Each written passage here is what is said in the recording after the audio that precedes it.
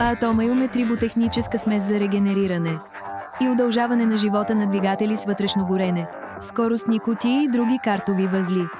По същество, атомиевата смес се състои от балансирана комбинация от натрушени минерали, които са диспергирани в носителя, минерално масло или специална течност, в зависимост от агрегата.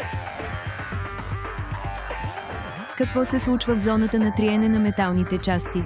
Основата на компонента,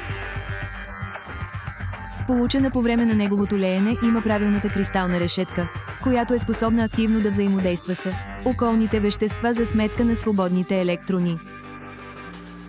В повърхностния слой на метала, по време на механична обработка, тази структура се деформира и по време на работа. Повърхността на компонента се покрива с остатъци от горене, лакове и оксиди.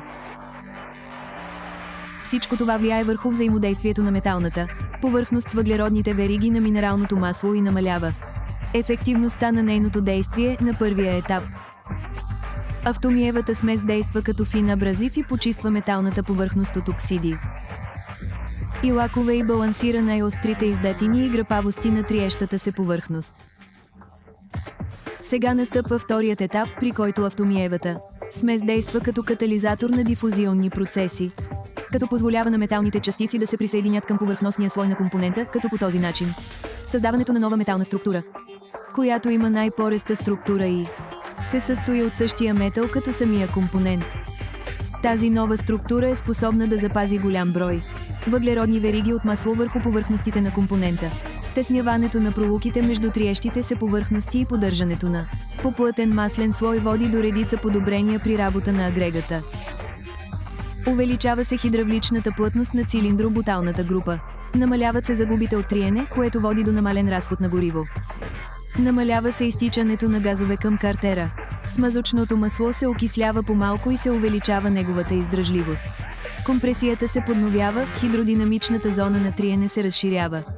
Параметри като налягане, плътност на масления слой, температура влизат в състояние на енергиен баланс и новият слой спира да расте. Ако повърхността на частицата геомодификатор се износи, тя реактивира процеса за ребалансиране на цялата система. Слоестите силикатни кристали в сместа атомиум са естествени минерали и не реагират с химически активни добавки в стандартната опаковка, което позволява запазването на първоначалните свойства на маслото.